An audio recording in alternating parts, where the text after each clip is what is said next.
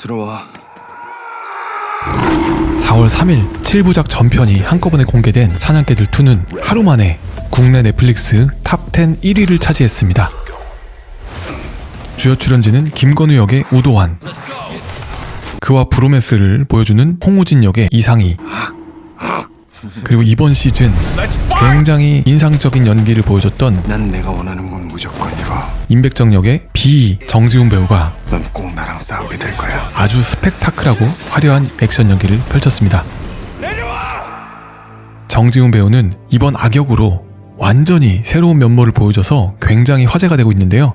연기를 잘했다는 호평과 너무 힘을 준 거 아니냐는 혹평이 함께하고 있지만, 야, 40대 중반의 나이에 실제 복싱 선수라고 해도 손색 없는 피지컬은 이번 시리즈를 충분히 몰입도 있게 만드는 재미 요소였다고 생각됩니다.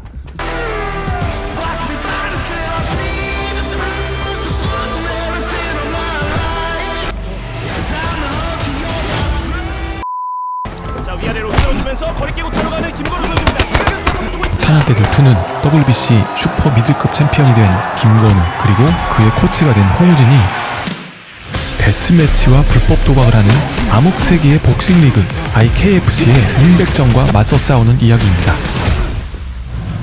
임백정은 김건우가 WBC 슈퍼 미들급 챔피언이 되자 판을 키우려면 무조건 건우색 꼭 필요해. IKFC에 오면 큰 돈을 주겠다고 영입 제안을 하는데요. 넌 꼭 나랑 싸우게 될 거야. 건우가 계속 거절하자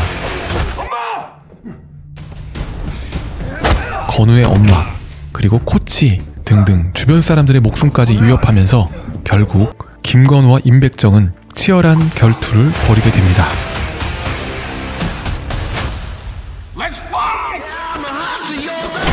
과연 김건우는 임백정을 이기고 주변 사람들을 지켜낼 수 있을까요? 지금 넷플릭스에서 만나보실 수 있습니다. 솔직히 저는 1화에서 3화까지 보는 내내 이거 내용이 너무 뻔하고 유치한데? 이거 남자들의 우정, 브로맨스, 굉장히 바르고 착한 주인공, 그리고 굉장히 파렴치한 악역 빌런이 나오는구나. 어떻게든 주인공이 이기겠지. 근데 이상하게 멈출 수가 없는 거죠. 그렇게 보다 보니까 어느새 7화까지 싹 다 보고 말았습니다. 작품성을 떠나서 어차피 주인공이 이길 수밖에 없는 그런 결말을 거의 알고 보는 거나 마찬가지인데 우리는 왜 새벽까지 멈추지 못하는 걸까요? 심리적 이유에 대해서 하나씩 들어가 보겠습니다.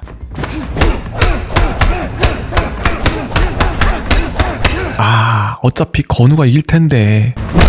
결말은 뻔합니다. 하지만 왜 우리는 이 드라마를 잠도 못 자고 새벽까지 보게 되는 걸까요? 첫 번째, 뻔함이 주는 안도감, 예측 가능한 쾌락. 어차피 주인공이 이긴다는 것을 알면서 보게 되면 우리는 과정에 집중하게 됩니다. 건우가 어떻게 이기는가의 과정에 다들 집중하셨을 거예요. 많은 분들이 도파민을 보상받을 때 나오는 호르몬으로만 알고 계시는데요. 신경과학적으로 도파민은 보상을 기대하는 바로 그 순간 가장 강하게 분비됩니다. 그러니까 어떻게 건우가 이 어려움을 헤쳐나갈까 하는 것을 기다리는 순간에 도파민이 더 강하게 나올 수 있는 거죠. 어떻게 싸워서 어떻게 이거를 해결해 나갈까 하는 긴장과 해소가 계속 반복되면서 시청을 멈추기가 어려워지는 거죠. 결국 이 드라마는 뻔하기 때문에 더 빠져들 수 있는 심리적인 메커니즘을 가지고 있습니다. 두 번째, 사냥개들 2의 회차 구조를 보면 이게 정말 나름 치밀하게 설계가 되어 있는 것 같습니다. 매 화가 끝날 때마다 해소되지 않은 긴장감이 남아있거든요. 이건 바로 심리학자 자이가르닉이 발견한 자이가르닉 효과를 정확하게 활용하고 있는 건데요. 인간의 뇌는 완료된 일보다 미완료된 일에 훨씬 더 강하게 집착하게 됩니다. 그래서 우리는 에피소드가 끝날 때마다 뭔가 완결되지 않은 긴장감에 뭔가 좀 찜찜함을 느끼고 그 불편한 감각이 미해결된 것들을 해결하고자 하는 욕구로 다음 화를 누르게 되는 거죠. 이 구조 자체가 시청을 강제하는 심리적 장치라고 할 수 있습니다. 세 번째, 권선징악, 파렴치하고 강력한 빌런의 등장. 임백정은 단순한 악당이 아니죠. 김건우의 엄마를 납치하고 반칙을 쓰고 아무렇지도 않게 사람을 죽이고 돈밖에 모르는 피도 눈물도 없는 인물인데요. 그런데 임백정 캐릭터는 괜히 나쁜 게 아닙니다. 이 드라마에서 의도적으로 임백정 캐릭터를 측은하게 보거나 불쌍하게 보거나 인간적으로 볼 수 있는 그런 여러 서사 같은 것들을 집어넣지 않았다는 거죠. 즉 임맥정에게 공감할 수 없는 그런 상황을 만들어서 보는 이로 하여금 분노를 극대화시키고 있는 정교하게 설계된 각본이라는 거죠.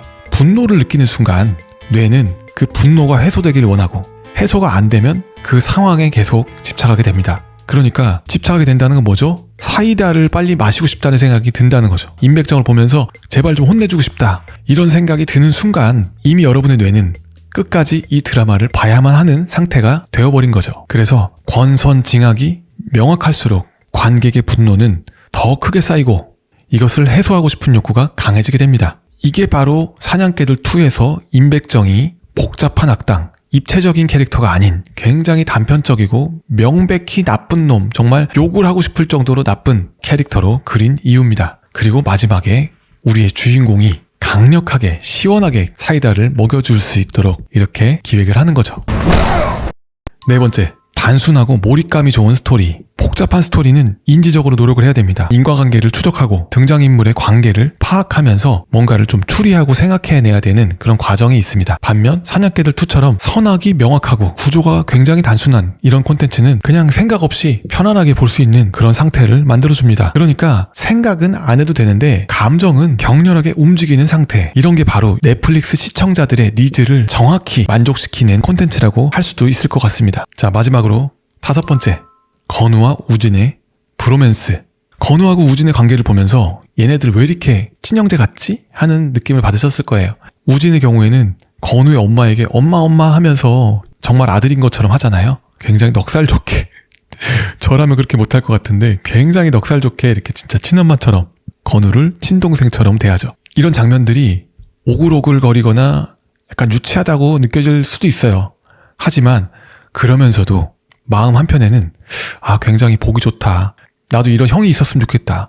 나도 이런 동생이 있었으면 좋겠다 하는 생각을 무의식적으로는 하셨을 수도 있습니다. 우리 뇌는 픽션과 현실을 구분하지 못한다고 합니다. 그래서 가상의 어떤 경험을 해도 우리 뇌는 진짜로 경험한 것처럼 인식하게 되는 거죠. 그러니까 드라마를 통해서 서로가 서로를 도와주는 장면을 목격했을 때 우리의 뇌는 마치 진짜 우정을 목격한 것처럼 유대감을 느낄 때 분비되는 옥시토신이라는 호르몬이 반응하게 됩니다. 사냥개들 2는 건우와 우진만의 브로맨스만 있는 건 아니죠. 주변에서 굉장히 도와주는 분들이 많습니다. 여기저기서 도움을 주겠다고 나서고 너는 혼자가 아니니까 너 혼자라고 생각하지 말라고 용기를 주고 지지해주고 힘을 주는 그런 장면들이 나오게 되는데요. 이런 장면들은 이 드라마를 통해 가상의 유대관계를 쌓게 되는 그런 경험들을 하게 될 수 있습니다. 결국 시청을 계속하게 되는 거죠. 저는 개인적으로 해병대 선배 있죠? 박훈 배우가 연기한 해병대 선배가 왜 이렇게 재밌던지 그 사투리 쓰면서 능청스럽게 하는 연기가 너무너무 재밌어서 그 배우를 끝까지 보고 싶어서 보게 되는 부분도 있었습니다. 자, 그래서 여기까지 사냥개들 2에 몰입할 수밖에 없는 심리적 이유 5가지에 대해서 다뤄봤는데요. 여러분은 어떻게 보셨나요? 여러분의 생각을 댓글로 남겨주세요.